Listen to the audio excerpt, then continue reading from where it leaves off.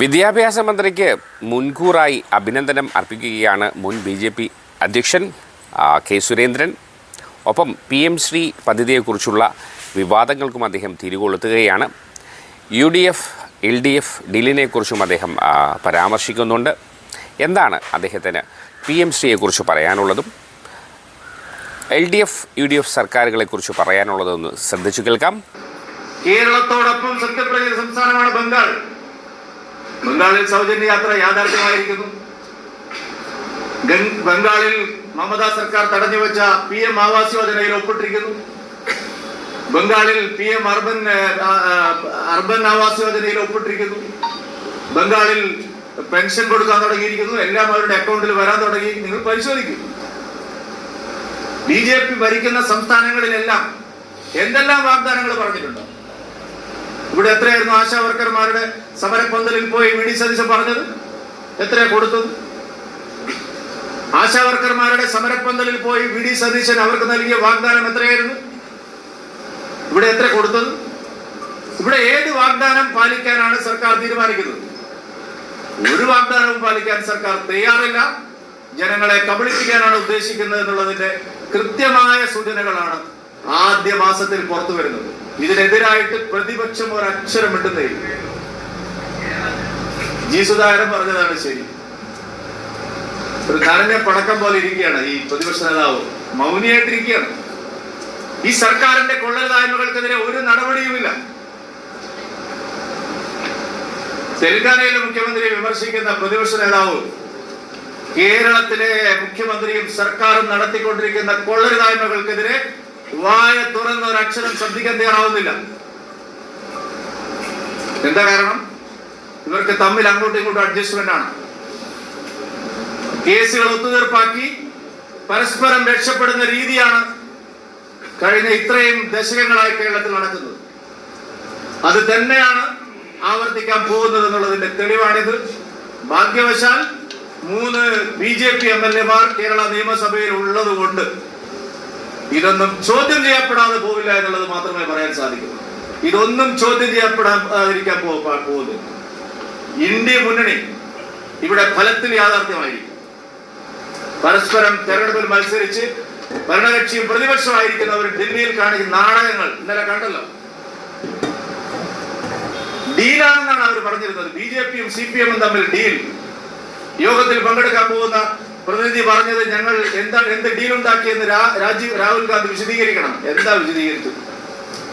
എന്നിട്ട് കെട്ടിപ്പിടിക്കുക, ഉമ്മ വെക്കുക, എല്ലാം പറഞ്ഞ് കോംപ്ലിമെന്റ്സ് ആക്കുക. നാണം കെട്ട ഭരണകക്ഷിയും അതിലേറെ നാണം കെട്ട പ്രതിപക്ഷവുമാണ് കേരളത്തിൽ. അതുകൊണ്ട് ഇതിനെതിരായിട്ട് ജനങ്ങളുടെ പ്രതിപക്ഷമായി BJP പ്രവർത്തിക്കും, NDA പ്രവർത്തിക്കും. വരും ദിവസങ്ങളിൽ ഈ വിഷയങ്ങളെല്ലാം ഉയർത്തിപ്പിടിച്ചുകൊണ്ട് അതിശക്തമായിട്ട് ജനകീയ പ്രതിരോധം, പ്രതിഷേധം, ജനകീയ സമരങ്ങൾ ഇതെല്ലാം ആസൂത്രണം ചെയ്യാനാണ് പാർട്ടിയും NDA-യും ആലോചിക്കുന്നത്.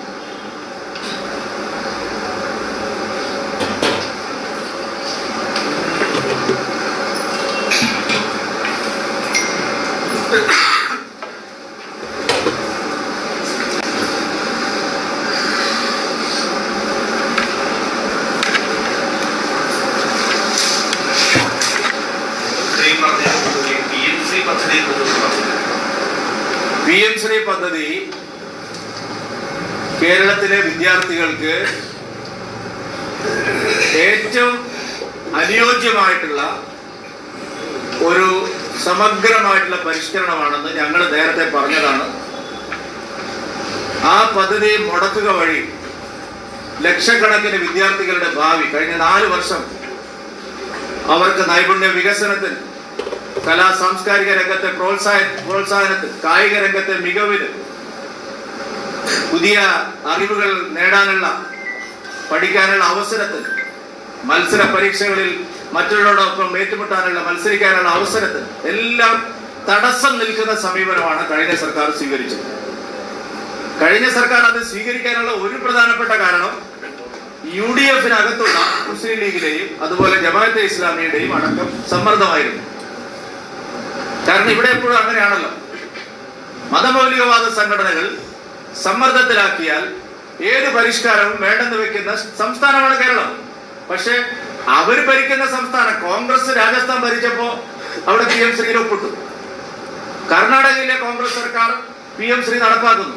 പക്ഷെ കേരളത്തിൽ LDF ഗവൺമെന്റിന്റെ കാലത്ത് അതിനെതിരായ ശക്തമായ നിലപാടെടുത്തു. LDF ഗവൺമെന്റ് അവിടെ പോയി ആരും അറിയാതെ ശിവൻകുട്ടി തലയിൽ മുണ്ടിട്ട് അവിടെ പോയി ഒപ്പിട്ടു.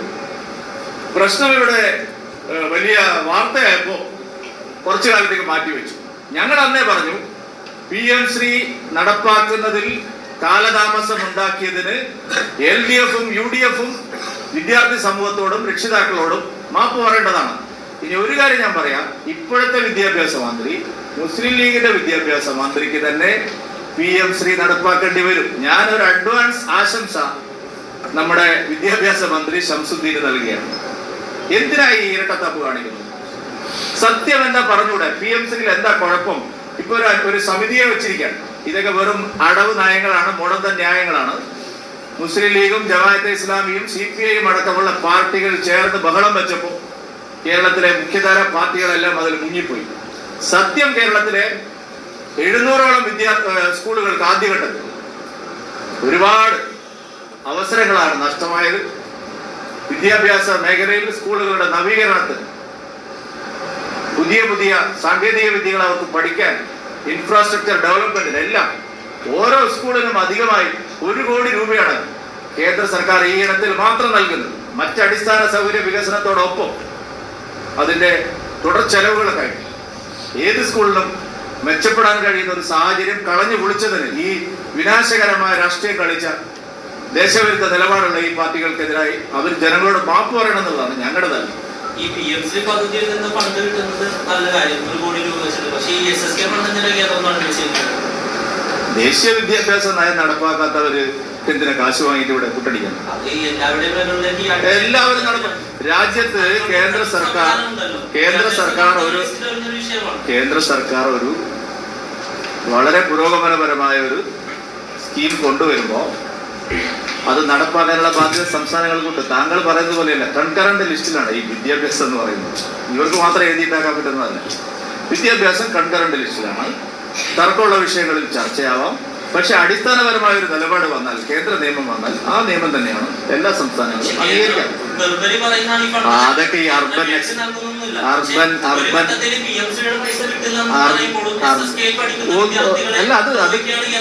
അല്ലല്ല, കേന്ദ്ര ഗവൺമെന്റ്, സംസ്ഥാന ഗവൺമെന്റാണ് കേരളത്തിലെ വിദ്യാർത്ഥികളെ ദ്രോഹിക്കുന്നത്. ബാക്കിയുള്ളതെല്ലാം അർബൻ നക്സലുകളുടെയും ലീഗിന്റെയും ജമാഅത്തെ ഇസ്ലാമിയുടെയും പ്രചാരണമാണ്. അത് നിങ്ങൾ തന്നെ ഏറ്റുപിടിക്കുന്നത്. അതിന് ഒപ്പിട്ട് കൊടുത്താൽ പോരെ, നടപ്പാക്കി പോരെ. സാർ, നിങ്ങൾ PM ശ്രീ വായിച്ചു നോക്കിയിട്ടേ ഇല്ല.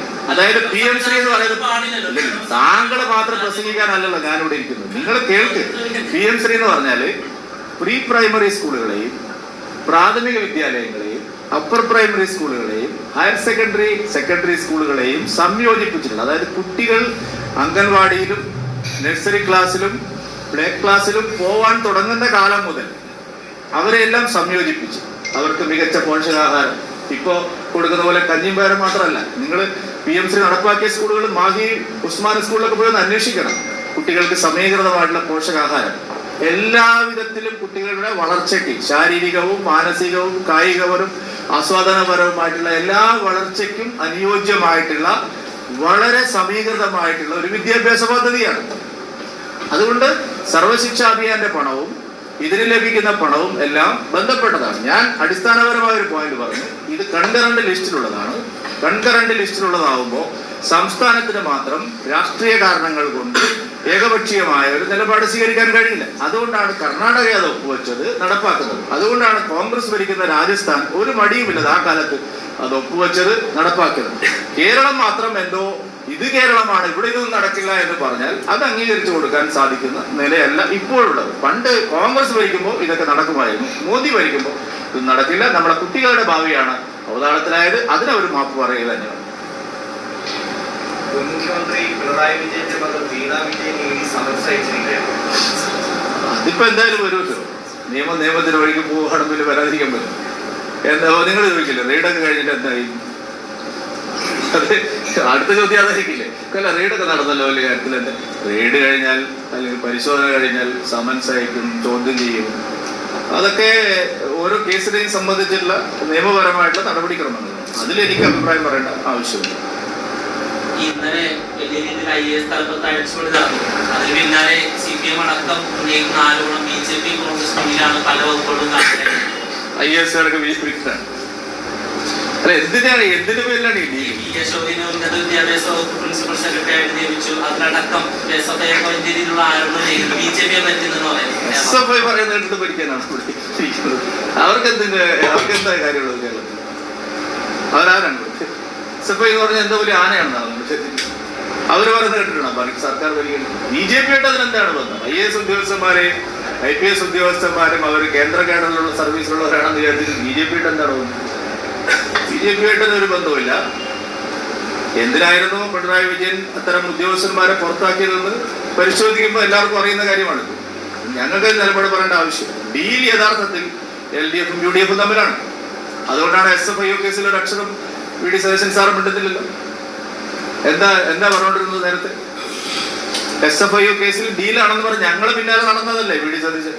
എത്ര പത്രസമ്മേളനം ഈ തിരുവനന്തപുരത്ത് അന്നത്തെ പ്രതിപക്ഷ നേതാവ് VD സതീശൻ നടത്തില്ല. എന്തായി SFI എന്തായ കാര്യമാണ് എന്ന് ചോദിച്ചു നടന്ന VD സതീശൻ ഈ കരിമണൽ കേസിന്റെ അന്വേഷണം ശരിയായ നിലയിൽ പോകുന്നു പറഞ്ഞപ്പോൾ പൂർണ്ണമായിട്ട് മൗനവ്രതത്തില്ല. അതന്നെ ഇപ്പൊ നടക്കുന്നു. ഈ മനുഷ്യൻ പ്രതിപക്ഷ നേതാവ് ആയത് തന്നെ VD മുഖ്യമന്ത്രിയാകുന്ന ഉറപ്പായതിനു ശേഷമാണ്. ആ ഡീലിനെ പറ്റി ഒന്നും ഇങ്ങോട്ട് പറയണ്ട. ഡീലിനെ പറ്റിയൊക്കെ പറയുമ്പോൾ ഒരുപാട് കാര്യങ്ങൾ അങ്ങോട്ട് പറയാനുണ്ടാവും. Okay, thank you. കർമ്മ ന്യൂസും നിങ്ങളെ രണ്ട് പത്രക്കാരെഴുതുന്നുണ്ട്. എന്ത് കഥയാണ് പത്രക്കാരെഴുതുന്നത് കണ്ടിട്ടാണോ കാര്യങ്ങൾ വിളിക്കുന്നത്? കേന്ദ്രമന്ത്രി പൊതുസംഘടന ഉണ്ടെന്ന് നിങ്ങൾ ആരെങ്കിലും പറഞ്ഞു? എന്ത് സോഴ്സിന്റെ അടിസ്ഥാനത്തിലാണ് ഇത്തരം ചോദ്യങ്ങൾ വാർത്തകൾ വരുന്നത്? ഞാൻ ഒരാളെ കുറിച്ച് പറയുന്നത്. എന്താണ് ഈ പത്രക്കാരെഴുതുന്നത്? ഇന്നലെ നിങ്ങൾ അവിടെ എന്താണ് കാണിച്ചത്? ആ മഹാനടന്റെ മരണത്തോടെ എന്തൊരു മര്യാദയാണ് ഓൺലൈൻ മാധ്യമങ്ങൾ ചെയ്യുന്നത്? എന്തിനു വേണ്ടിയാണ്? ഒരു മഹാനടൻ മരിച്ചു കിടക്കുമ്പോൾ അല്പം മനുഷ്യരെ കാണിക്കുന്നത്. അതുപോലെ എന്തും എഴുതാം, എന്തും കാണിക്കാം. കഴിഞ്ഞ ദിവസം ഗുരുവായൂരിൽ ഞങ്ങളൊരു കല്യാണത്തിൽ പോകും. എന്തൊക്കെ പിന്നാലെ നടന്ന് ഒരു ചായ കുടിക്കാൻ പോകുന്നിടത്ത് വർത്തമാനം പറഞ്ഞതുപോലെ എന്ത് മര്യാദയാണ്. നമ്മുടെ നാട്ടിലെല്ലാവർക്കും ഒരു സ്വാതന്ത്ര്യമില്ല. അതായത് അത്തരം ചോദ്യങ്ങൾക്ക് പ്രസക്തി.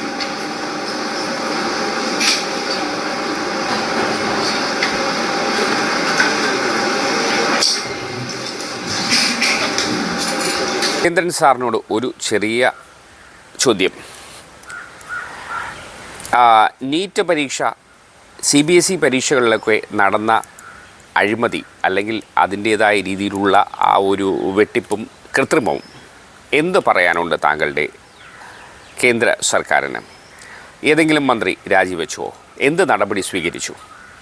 ഇപ്പോൾ അടുത്തുണ്ടായ ഷെയർ മാർക്കറ്റിലെ ചതി, അതിനെതിരെ ED അന്വേഷണം നടത്തിയോ? ഒന്ന് പുറകോട്ട് ചിന്തിക്കും.